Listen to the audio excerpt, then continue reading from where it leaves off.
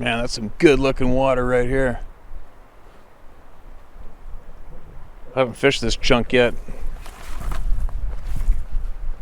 I'm definitely gonna hike up to that far bend up there next time though. There's a couple of trees blocking this run right here. Juicy looking. I don't know why that helicopter is ripping around here. Getting breezy too, those thermals are really kicking in. See if I can put this microphone right here and protect it from the wind. And see if I might be able to share something. I don't know what that chopper was doing. It flew up and down, I don't know, 100 feet above the riverbed. Did an abrupt turn right there behind me a couple times. Don't know why. Maybe there's elk. Maybe they're counting elk. I don't know. Haven't a clue. Maybe they're harassing fishermen. I don't know.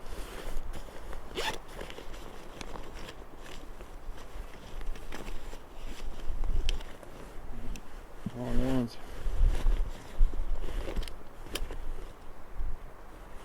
Should be cool if a great big huge grizzly bear came cruising down the bank.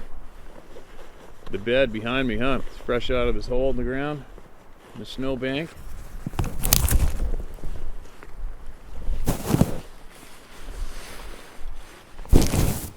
Now, what else can we get shared today before I head back to the big civilized zone? Hi Steve, been following you for a couple of years now, and definitely take heart from your no bullshit attitude. I first learned of the big guy from Art Bell on Coast to Coast many years. My husband and I were over the road truck drivers. I drove at night and Art kept me wide awake and entertained for many dark nights all over the beautiful country, USA. I've never seen or felt like I was even close to one of these people, so I never thought it would be sharing with you and your faithful followers. But today you shared another email of someone who heard a voice in his mind. All alarms went off in my head. I've experienced this. I feel we may all benefit from my experience. I was working in Nashville, Tennessee several years ago. I've been suffering from a flu-type illness that had left me pretty drained and weak. I decided to drive to the store and get some drinks that would replenish my system. The closer I got to the store, the worse I felt, i.e. nausea, lightheaded, sweating profusely. I heard in my head loudly, "Pull over." I did it because it was so urgent. I know it was not me. Then the same voice in my left ear said 911. I automatically dialed 911. Within a couple of minutes, the ambulance was there. The wonderful EMTs reached for my arm to check my pulse. No pulse. He said he'd never heard that happen, where he couldn't find a pulse and the person was awake and able to talk. He said if I continued to drive, I would have died because I was out of time. I was terribly dehydrated.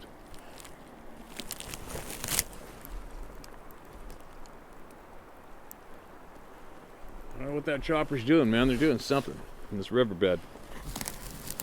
My moral of this story is, we have a soul, a spirit, a higher self, guides, whatever you wish to call it, that also protect us. Maybe these people are able to project words into our minds. I don't doubt that for a minute. But maybe at times our personal warriors project the words to keep us safe. Just my experience of words in my mind that were not consciously of me, and they're a thought to add to the mix. Thank you sincerely for just being you. Be safe and happy trails, Sister Warrior Donna. Wow, Donna, that's something else. And you know what else is that's not a first, right? I think I know 3 different people who have heard somebody speak to them through their mind in the past. One said it was God, without a doubt. And the other 2, I'd have to look back and remember who it was. But yeah, you're not alone. You're not alone. Many, many people have heard voices, either to go look here, go look there when they're finding a missing person, or they know to go out and check on a kid who's turns out to be drowning out back, or whatever. There's just numerous incidences of exactly what you just described to be shared with everybody here, right? Would it be sweet to be in tune and tap into all these skills and use them just like we do anything else daily? Be something else, but then again, politicians wouldn't have a chance, would they? Nor corrupt people. They wouldn't have a frickin' chance if we were in tune with all these skills.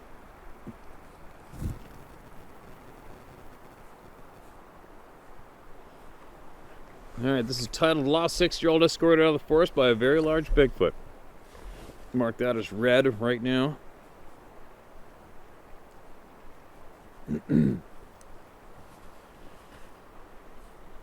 Dear Steve, my name is Steve K, and I'm in nowhere. My encounter happened in northeast Ohio and lasted for 2 hours. I was seriously lost in the forest as a 6-year-old boy. It was the first time I'd ever found myself so lost in the forest that I had no idea where I was and how to get back home. This took place 5 months prior to the Patterson-Gimlin film being released to theaters in the summer of '71, which is why I had no idea of what I saw that day until a few months later when I saw the PG film in the theater. And this is my story. I believe the time of year was early spring. It was Easter weekend, as all my neighborhood friends had gone to Grandma's house for Easter break. Normally, I had 3 or 4 of my friends with me anytime I was outside, as the neighborhood held a large number of boys who were all age my range. On this particular day, I was alone, but in familiar territory. But the place had turned into a true winter wonderland. The wind was very still and the air smelled clean and fresh. It was very cold, in the low single digits, maybe near 0 degrees Fahrenheit. The sun was super bright due to the fresh snow and ice everywhere. It actually felt hot if you could find a spot where its rays shone through the dense forest. Sometimes snow would fall from the branches due to a squirrel moving about or a bird landing or taking off. Otherwise, it was a perfectly windless day and you could hear every sound very easily, almost like the sounds were being amplified in the thick forest. After about an hour walking in this wonderland and exploring the aimless sort of way, I found myself in not so familiar territory. I decided to continue in the same direction, but then tried to find my footsteps in the snow to return. But I got confused in the process and could not tell which were fresh and which were old, and then I was totally confused as to which way to go. That's scary. I picked a direction and walked for some time, maybe 30 minutes in the very quiet forest, just crunching along in the crusty snow under my feet, getting tired and very thirsty. It was very quiet at this point, and I felt a bit creeped out, maybe because I was getting afraid due to being lost. I thought I could hear my footsteps echoing the forest off to my right. I stopped, and it stopped. When I started again, after a few steps, I heard it again. Are my steps being echoed back to me? I thought this was weird, as I've never known this happen before. I thought this was weird, as I had never had this happen before. It almost sounded like someone was over there to my right, about 30 to 40 yards away through the thick forest just outside my field of view, walking and stopping when I did. Or was it that my steps from the super crunchy snow being echoed back? That had to be it. I could not be anyone else, as I was way lost now and far from any home or any road. I was really, really lost. More lost than I'd ever been before. I had no idea where I was or which way to go. I kept going in the same general direction I've been going, occasionally stopping to listen. Whatever it was, if anything, mimicked my steps almost perfectly. This had to have been an echo, but I was 6 going on 7 years old with exceptional eyesight and exceptional hearing. Still today I have 20/20 vision. I decided to do some fake-out tests in this echo. I started walking, then I would hear the steps echo. I stopped immediately, was very quiet, and listened. I swear I heard the steps continue on after I stopped a few times. I thought my ears were playing tricks on me due to the ultra-quiet forest and super loud crunchy snow. I did this about 5 or 6 times, and then I walked fast and hard for a long time and stopped abruptly and did the same. Did not breathe, did not move, only listened, motionless. This time, I heard it walk several more steps than me, more than a few. I fooled it. Ha! It was not an echo. Now I had a feeling of confirmation and of dread at the same time. A weird feeling that makes a cold chill go down your spine. Not good when it's 10 degrees Fahrenheit outside and you're lost in the woods. At this point of time, I was sort of coming out of very thick hardwood and pine forest mix into the less thick area of mostly hardwoods, almost all of which had lost their leaves months ago. I could see a bit farther through the forest now, still only about 30 to 40 yards max, but sometimes when the trees lined up right, I could see much farther for a brief moment as I moved through the forest. The lighting was brighter now. I still hear the echo of footsteps. I continue walking and doing some of the short stop and listen to the sound tests and varied the test length, etc. I continue to hear extra steps sometimes when I stop, but most times it is a good mimic of me and my steps. not getting closer, but now I really believe something is stalking me. I'm not sure what it is, but I'm almost 100% sure someone on 2 feet is stalking me. It's still off to my right.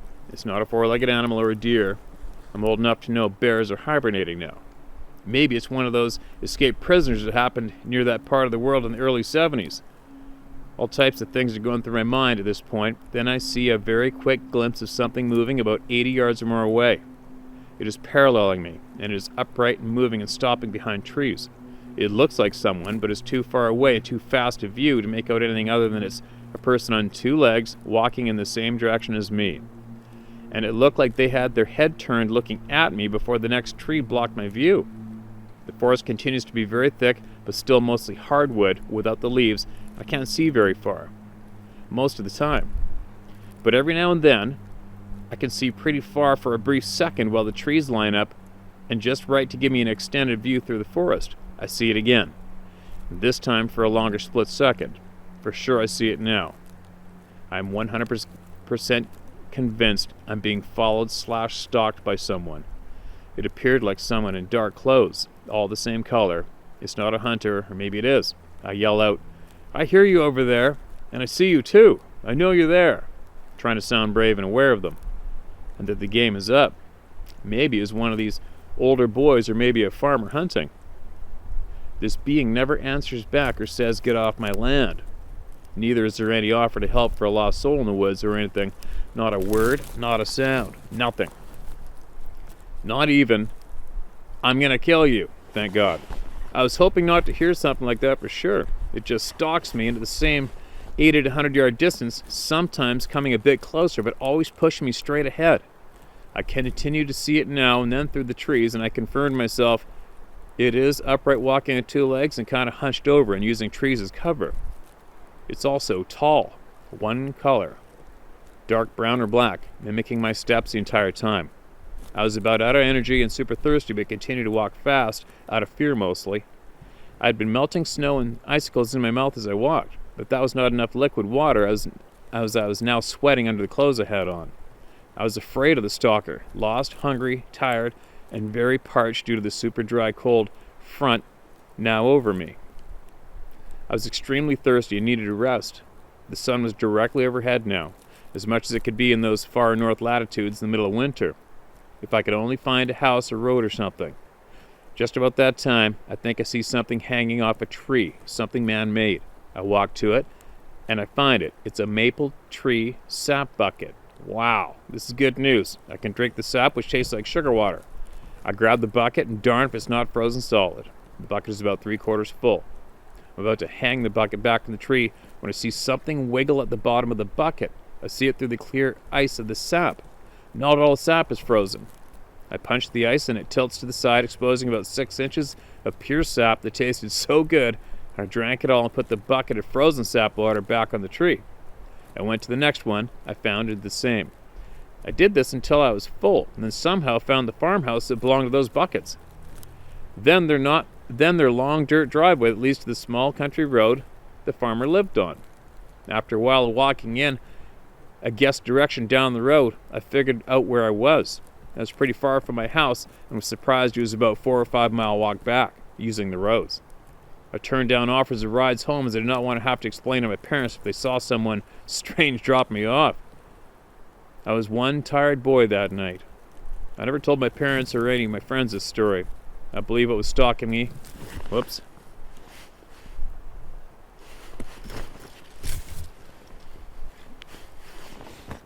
I believe what was stalking me was a Bigfoot. I think it was pushing me in a certain direction, either helping me find civilization or herding me away from its home in the woods, or both. Either way, the story ended without anyone getting hurt, and I have kept this Bigfoot secret place my own for some time now. So if you see a Bigfoot around Chardon, I don't think it means harm to anyone, as it had plenty of opportunities to harm me if it wanted to. It stayed hidden and was maybe just as curious as to who I was and what I was doing. I really don't know. A few years ago I took up researching the subject and have learned many things and have heard many encounter stories. I'm convinced that my experience was with a Bigfoot. Although long ago, I've always remembered many details of the experience as it was a bit frightening, and those kinds of experiences rarely fade in memory. I now live out west in Arizona and get to travel to some of the Bigfoot hotspots in the Pacific Northwest. I've not had a close encounter in the experience I just told you about. I continue to search when I have time to do so, as I enjoy the outdoors as much today as I did when I was 7. If you have an experience, you're lucky, as I am convinced they are rare. Thanks for letting me tell my story. I hope you found it interesting. Steve K. Wow, that was definitely a doozy, man. Thank God you made it back. And hypothermia didn't take another kind soul from us, right? Especially that young. That would have been tragedy.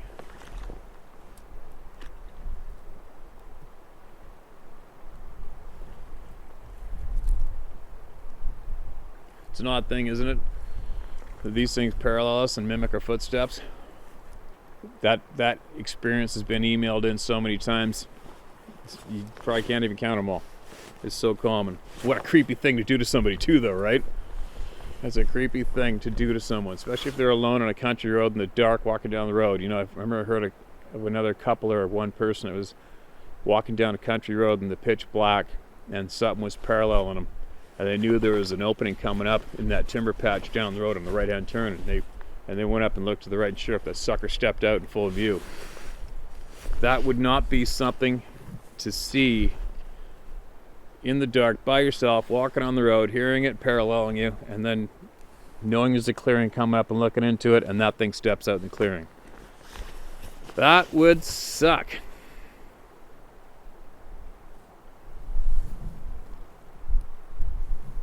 Red, red, red.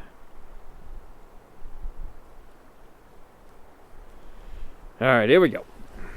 Dear Steve, thanks so much. You have no idea how important you are. I'd love to host you, Sarah, one day at my tiny campfire around a table talk. I know you don't do that kind of thing, but it gives me a smile thinking about it. Steve, here's my story. Grab your favorite beverage and sit a spell. Let her rip. My journey began back in the early 80s when I attended college. I took a filmmaking class from Professor Kerr of the Kerr-Jar family. He told us that Hollywood was instructed to make the movie E.T. This was to get the general population used to the idea of ETs. That's interesting. So we all know that Hollywood is definitely one corrupt bunch of sons of bitches these days. I recently resaw parts of Alien. Why did nobody get the point that two mothers were only fighting in order to protect threats against their young? They were not fighting because E.T. was a threat to humans. It was only looking for a way to raise its young. In a way, it made motherhood wrong. I don't like that. That's some twisted BS by Hollywood. Professor Kerr wanted us to know that Hollywood is a propaganda machine. It is run by those who actually run the planet, not the nation's governments that pretend to run our various countries. That I would absolutely believe. With that knowledge, I found out about the Bilderberg Group that meets once a year and plans what will and will not be brought to the public. It's a bunch of rich, entitled assholes. The very same assholes who keep the wages low and programs created to help others from being properly funded.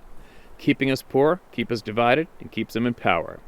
I also like the banned video that Saturday Night Live did showing the 7 companies that own the world. I try and vote with my dollars, and it's a no-win-sum game. I feel like your last video about you seething with anger, it's like you were channeling my very mood. Just because you have money doesn't make you a better person. Actions make you a better person. Steve, I'm so sick of rich assholes telling me I'm nothing. However, I digress. Let's fast forward 10 years to the early 90s. I bought my first new car. So, of course, I did a road trip. I drove from the west side of the state to the east side to visit my younger brother and his new baby. For some reason, as I traveled over Chinook Pass, I took the Cayuse Pass cutoff. It was wonderful, not a soul on the road, and I had my tunes playing gleefully, belting out each tune.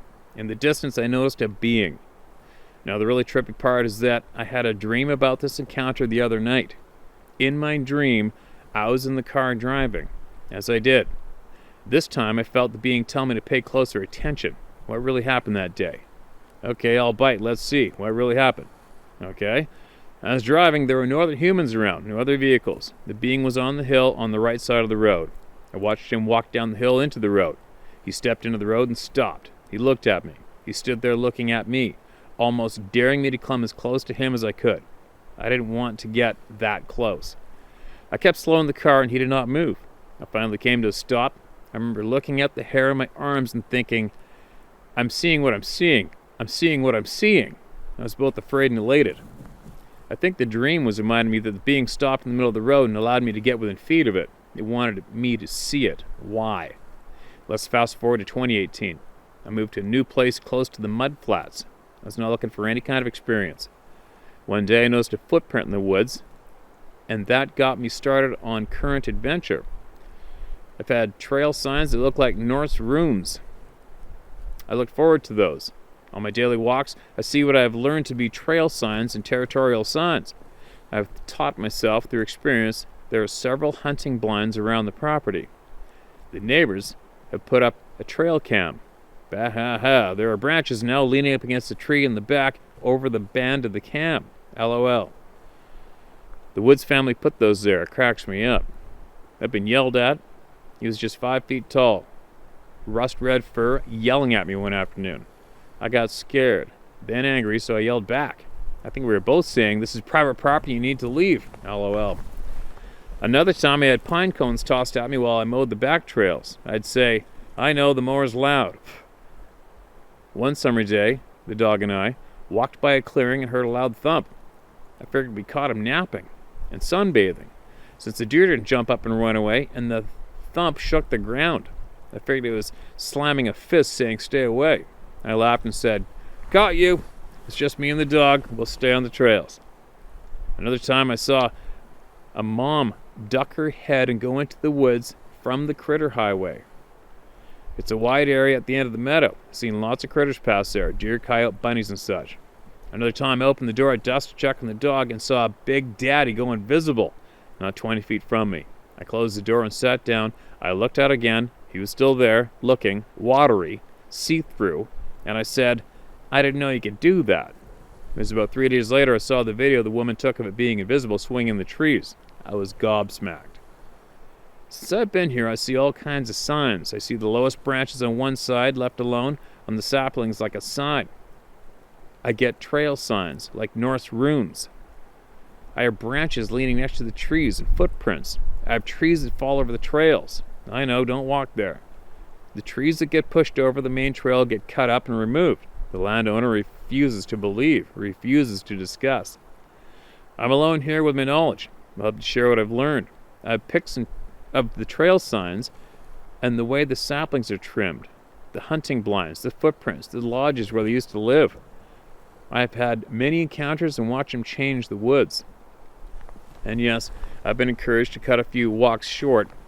I've even walked out of the woods with my hands in the air. Sometimes I'll just sing out that song from the 70s, Why Can't We Be Friends? Why Can't We Be Friends?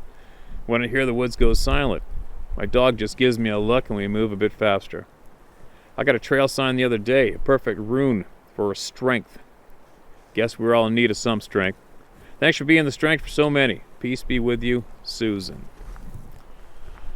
Wow, there is a mouthful. Hey, Susan, thank you very much for sending that.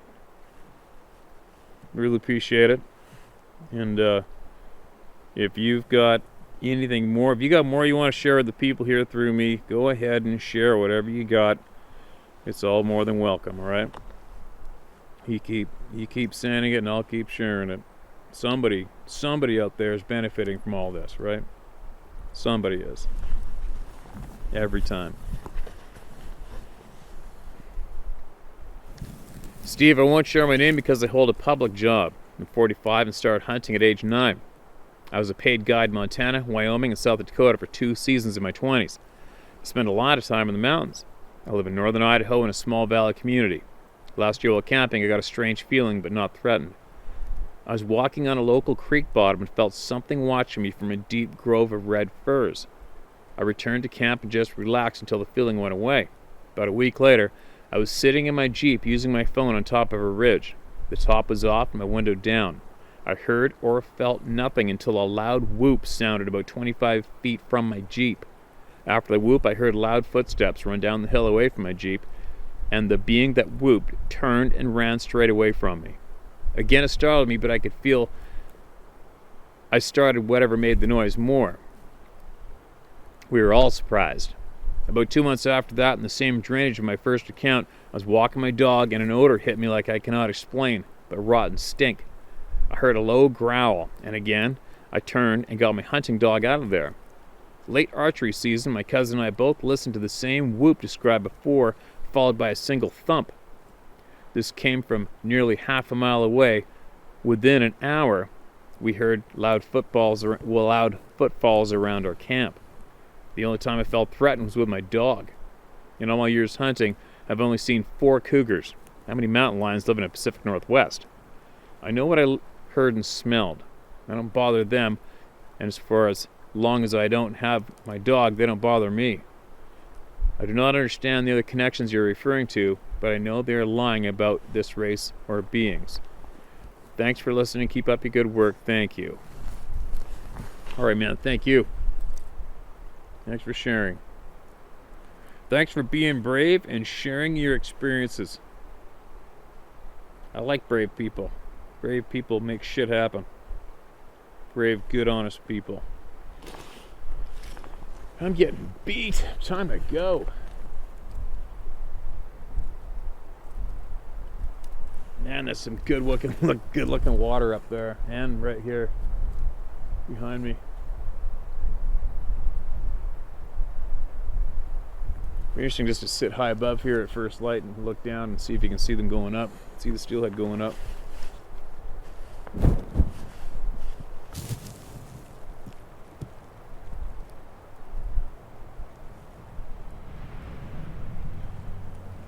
Alright, one more. It's almost like fishing, right? One more cast. One more email. I got so many. But I got so much coming up that I have to start doing here soon too, though. Been slacking on the making a living part. Hi Steve, been following your YouTube channel for some time now and appreciate all you're doing to increase awareness of the truth regarding the Sasquatch topic and to validate the experiences of those who have had contact with these beings.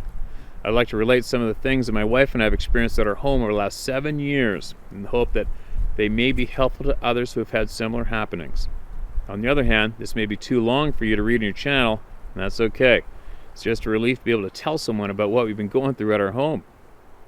We live in an off-grid house of 20 acres on the east slopes of the Cascade Mountains in northern Washington state. There's no power, telephone, or cable service available, and the nearest occupied dwelling is about 3 miles away from ours. We have a solar power system for electricity with generator backup and a satellite connection for the internet access. While we hear knocks, whistles, and whoops fairly often, and screams and unintelligible chatter less frequently, here are some of the more peculiar incidents. Shortly after we moved into the house in February 2014, we would hear what sounded like small pebbles striking the sides of the house at night. This soon escalated to larger stones thrown with considerable force against the building. It was a couple of minutes after 11 p.m. one night, and I just had gone to bed. My wife was still up reading in the living room when something struck the outside of my bedroom wall with such a force that it sounded like a truck had rammed the building. The blow had landed next to the bedroom window that was about 10 feet above the ground outside and terrified my wife. But when I went outside the next morning to look for evidence, I found nothing. Since then, the house has been slapped a few times at night, but not nearly as hard as it was hit that first time. One bright sunny morning in May 2014, I stepped out of my house on my way to one of our outbuildings. When I glanced up the hill to the south, I saw what I thought was a dead tree. It puzzled me, as there had been no dead tree there the day before. Also, it didn't look quite right for a tree. It was on the hill about 150 feet from me and appeared to be about 7 feet tall. It was shaped like a haystack, wide at the bottom and tapering to a narrow rounded top. It was the blonde color of dried straw and appeared solid. That is, I could not see any openings between the branches. I couldn't help wondering which tree it was and how it could die and dry out to that color overnight. Curious, I decided to go check it out. I started walking up the driveway towards the outbuilding, as the tree would have been only about 50 feet up the hill from the far end of that structure. As I passed along the side of the building, I lost sight of the dead tree for about 10 seconds. When I came around the far end of the building and looked up the hill, the tree that should have been right there was nowhere in sight. Thinking that I had seriously misjudged the location of the tree, I walked back down the driveway to the spot from which I had first seen it. It was gone. That's when I realized that it had to have been an animal, but I couldn't figure out what kind of creature would look like that. The next day, still puzzled by what I had seen the day before, I walked up to where it had stood to look for tracks or other evidence. The ground there was covered with thick, coarse grass, and no tracks were visible. The only odd thing I saw there was an aspen tree that had been snapped off at its base and was lying on the ground. The trunk was about 6 inches in diameter at the break, and the leaves were not in the least wilted, indicating that the damage was recent. I walked about another 100 yards in the same direction, which took me into thick aspen forest. There I found a wide, hard-packed trail leading to and crossing the barbed wire fence that separates our property from the forested parcel on the mountain south of us. The trail was easy to follow, as all the tree branches that crossed it were well above my head. Caught in one of those barbs on the top strand of wire were several long, coarse blonde hairs, the same color as this thing I had seen the day before. I came back later that day with forceps and an envelope and collected these. One night later that summer, we heard the bipedal footsteps of something heavy crunching in the dried vegetation as it circled the house. In the morning, I found a mass of 13.5-inch by 5.5-inch human-like tracks in the dirt near the house and crossing the driveway. They were all over the ground and departed up the hillside to the south of us. Late one evening that same summer, my wife was reading in the living room after I had gone to bed. She was facing the south wall of the kitchen, which has a window over the sink. It was a bright moonlit night, and the lower plastic blinds on the kitchen window were aglow from the moonlight. The next morning she told me that the shadow of something large had passed by the window, at one point completely blocking the moonlight. The bottom of the 3-foot tall window was 7 feet above ground outside, so whatever it was had to have been at least 10 feet tall. On another day that summer, I was sitting on the sofa in our living room and happened to look out the window to my left. There, near the top of the tall aspen tree about 80 feet away, was a large black mass. I picked up a pair of 10 by binoculars from the windows behind me and focused on the object. Most of it was obscured by leaves and tree limbs, but I could make out what looked like the curve of a back, a rump, and underside of thighs. I could see that the undersides of the thighs were covered in black hair, which hung down about 3 inches, and it appeared that whatever the animal was, it was clinging to the tree with all 4 limbs wrapped around the trunk. I stood up and ran for my camera, which was across the room and the kitchen table, and back the way I'd come, exiting onto the outside deck and hurrying to the end from which I could see the tree in question. I searched the tree with the camera, which has a powerful zoom lens, but could not locate the creature. I went back into the house, sat down on the sofa where I'd been before, looked at the tree again. The dark object was gone. In September 2014, I was on the hill south of our house checking the barbed wire fence for any sections that were broken or loose. I came across a large scat that had the form of a single piece of human feces, but different in 2 respects. Number 1, it was full of hawthorn berry seeds, and 2, it was enormous, 3 inches in diameter, 18 inches long. I sent the information on this item to the Washington State Department of Fish and Wildlife. Mistake number 1. I told him I was concerned that it might be evidence of a grizzly bear. The person who replied assured me that there are no grizzlies in my area and stated, "Yet, although I can't rule out a grizzly without DNA analysis, I strongly suspect the beast in question is in fact a large male black bear."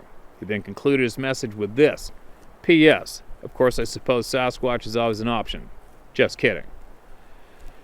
The notable event of 2015 occurred one night when something woke me up at 3 a.m. After a moment, I heard 3 loud raps on the door. I was home alone on this occasion and was immediately alarmed that there might be some sort of emergency, such as approaching forest fire. I got out of bed expecting to see vehicle lights outside and to hear someone calling out of their name and reason for being there, but everything was dark and quiet. That was almost most unusual, as out in the hills where we live, a lot of people tend to shoot first and ask questions later. So if you're out there in the middle of the night banging on someone's door, you better be calling out who you are and why you're there. The night was moonlit, and enough light was seeping into the house that I was able to make my way to the door quietly without turning on any lights. Peeking through the blinds on the door's window, I could see the surrounding area, that no one was there. I sat up in the dark for about half an hour longer, but, as all remained quiet, went back to bed. We have a decent-sized pond in our property. It's about 200 yards from the house and is surrounded by aspen woods and brush. I had two frightening experiences there in 2016. In the first instance, I was at the east end of the pond where an old dozer track leads through the woods back towards the house. From deep in the thick brush, I heard extremely loud, heavy breathing, like something with enormous lung capacity.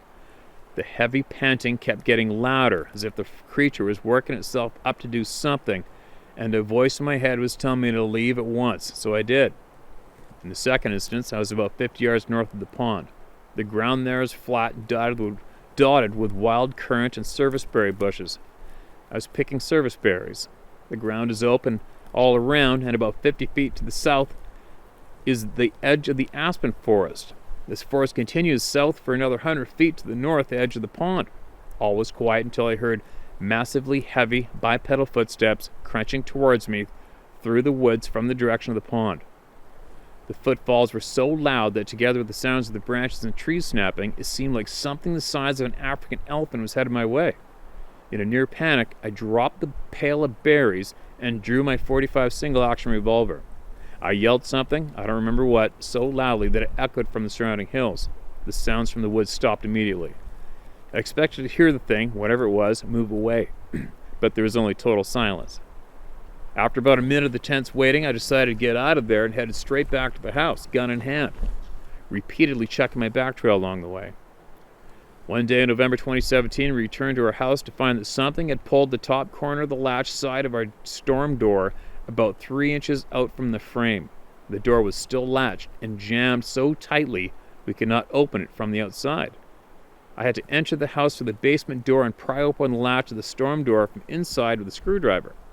The door, which is a very heavy, solidly built and expensive one, was permanently warped and had to be replaced. A human would not have done this to break in, as the door was unlocked and would have been turning a knob. If a bear was the culprit, there should have been some claw marks in the wood around the door frame or on the door, but there were none. At this point, I was pretty well fed up with all these happenings and installed a motion-activated floodlight on the wall next to the door. This light has a solar panel that charges a lead-acid gel cell battery and operates maintenance-free. Free in our off-grid location. Since the installation of this light, incidents at the house had completely ceased. Take note of that one, everybody who's having some grief with these things. Although things still happen well away from the house. June 2018, our 15-year-old Jack Russell Terrier passed away. In April 2019, we adopted a 1-year-old Walker Hound from a local animal shelter. She is a wonderful dog and fits right into their family. We're in the process of getting a yard fence so she'll have a place to run, as there are too many bears and big cats around to let her run free. In the meantime, we walk her along her driveway, which is about 300 feet long, and back on a leash. I've noticed that sometimes she'll stop when we get about 200 feet from the house and stare at something in the woods to the south. I would look, but could not see what she was looking at. After a few seconds of staring, she would turn around and hurry back to the house, dragging me along with her on the leash. One day, my wife told me she had taken the dog for a walk very early in the morning when it was just starting to get light. When they got to the usual place, the dog stopped and stared up into the woods. When my wife looked, she saw two tall, upright beings covered in brown hair. They were standing side by side at the edge of the woods and looking back at her. They were only about 50 feet away, and one was about a head shorter than the other. The dog then turned and almost dragged my wife back to the house. Later that day, I went to have a look at the place where this happened. I found the trees and the bushes as my wife described them, but no beings or tracks or any other signs. Incidentally, these creatures were standing at the east end of the old dozer track that leads to the pond. Last year, 2020, something similar happened to me. I was walking the dogs as usual, and when we got to the spot where she often stops, she did so again and stared into the woods. This is the same place where my wife saw the two beings. I looked, but could not see what the dog was looking at. Then, I suddenly saw a tall, thin, black form through the trees. It looked to be about 8 or 10 feet tall and very skinny. But maybe that was because I could only see it through the narrow gaps between the tree trunks and the branches. Anyway, as soon as I saw it, it traveled away from us towards the pond along the dozer track at an astonishing speed and in complete silence. I've never seen anything move so fast. As soon as it moved, the dog lunged after it, barking ferociously and nearly pulling me over. It took a while to get her calmed down and on the way back to the house, as she was determined to go after it. Thus most, but far from everything that has happened. The situation is such that I won't go anywhere away from the house without a gun, and my wife won't go anywhere without me. And after dark, neither of us will go outside at all. Please keep on doing what you're doing. I enjoy your videos very much, as well as support you give to those of us who have to live with these things and have no one else to tell about them. Best wishes, Thomas H. Payne. Wow. That is something else to accept as fact for you and live alongside. What a handful of experiences that is, man. Whew. Pretty brave to stick it out and stay there. Doesn't sound like anybody's gonna give an inch and leave on either party's side of the road, right? Well, I guess it is what it is. Nobody's gone missing. Everybody's still alive. That's a good thing. Dogs haven't been killed yet. I have a feeling if your dog took off and went after that one that day, it probably wouldn't have came back in one piece.